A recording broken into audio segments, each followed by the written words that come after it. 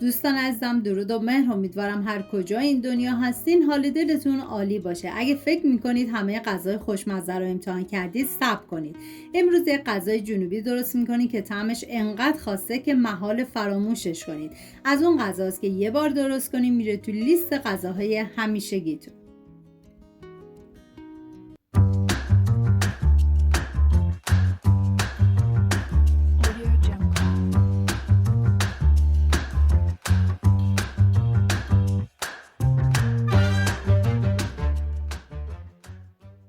یک عدد پیاز بزرگ رو با دنده درشت رنده می کنم. این غذا برای 6 نفر در نظر گرفته شده. شما به اساس تعداد نفرات مواد رو کم یا زیاد کنید. من اندازه ها رو هم در طول ویدیو میگم، هم داخل دیسکریپشن نوشتم. پیاز رنده شده رو بدون اینکه روغن بهش اضافه کنید بریزید داخل تابه، هم بزنید، زمان بدید تا آب پیاز گرفته بشه. همین اول ویدیو هم میگم دم جنوبی های عزیزمون گرم با این غذای فوق العاده خوشمزه شد. بعد از اینکه آب پیاز گرفته شد مقداری روغن بهش اضافه میکنم، زمان میدم تا پیاز سرخ بشه. قلیه تون ماهی خوشمزه ترین غذایی بود که تا به امروز درست کردم. اگر عاشق طعم‌های ملس هستید حتما امتحانش کنید.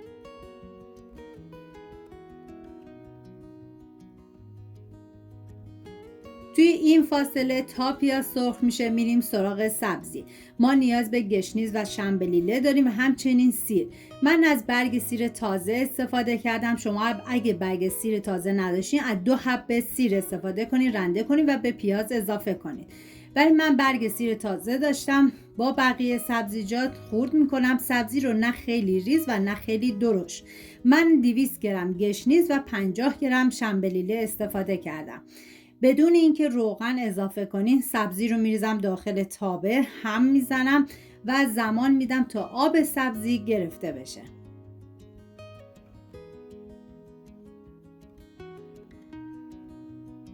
هم میزنم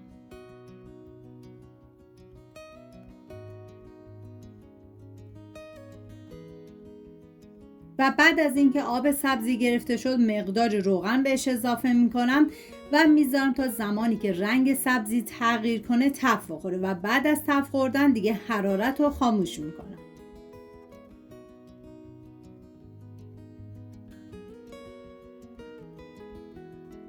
نوبت اضافه کردن ادویه هست، شامل زردچوبه، فلفل سیاه، نمک و پاپریکا. هم میزنم و میذارم ادویه ها تف بخورن، عطر ادویه ها آزاد بشه.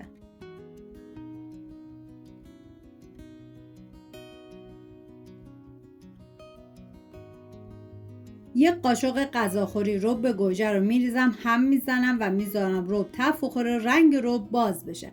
حتی شما میتونید برای این غذا رب رو حذف کنید که دیگه کاملا اختیاریه. نیاز به 150 گرم تمر هندی داریم که میریزم داخل یه ظرف و باید 2 لیوان آب جوش بهش اضافه کنیم. من تو مرحله اول 1 لیوان آب جوش میریزم، هم میزنم و بعد باید تمر هندی رو بریزید داخل صافی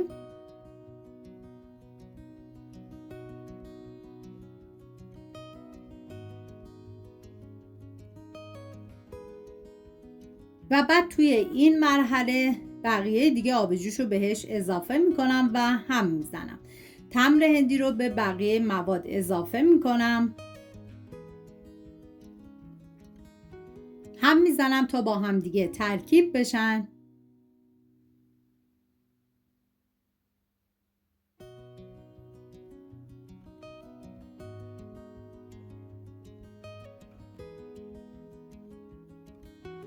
و سبزی سرخ شده رو بهش اضافه میکنم. تمر هندی با سبزی معطر یه طعم ملس و بی‌نظیر میسازه که عطرش کل خونه رو پر میکنه. هر لقمش تعادل فوق‌العاده ترشی و خوشمزگیه. زمانی که سبزی رو اضافه کردید هم بزنید و بعد 2 لیوان آب جوش بهش اضافه کنید. بذارید به مدت 45 دقیقه این خورش بپزه و به غلظت برسه.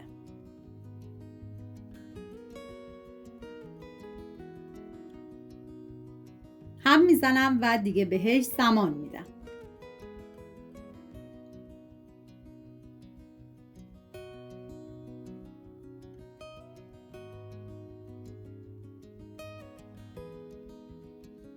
توی این فاصله داخل قابلم آب ریختم. بعد از به جوش اومدن تن و ماهی رو گذاشتم، به مدت نیم ساعت میذارم تا بجوشه.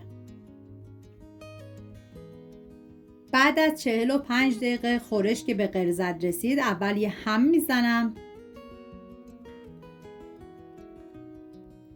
و بعد تن ماهی رو بهش اضافه میکنم. به مدت 20 دقیقه دیگه میذارم این غذا بپزه. واقعا من هرچه از عطر و طعم و خوشمزگی این غذا بگم کمه، باید خودتون دست به کار بشین و درست کنین. مطمئنم هر کی بخوره عاشقش میشه.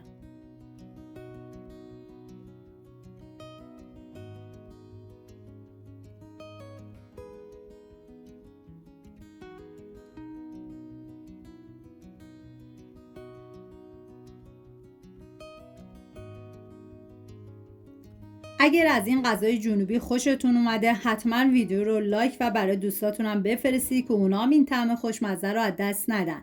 حتما تو کامنت ها برام بنویسین که امتحانش کردین یا نه. سابسکرایب یادتون نره، چون اینجا قراره کلی غذای خوشمزه و خاص رو با هم تجربه کنیم. امیدوارم درست کنیم و در کنار خانواده از خوردنش لذت ببرید.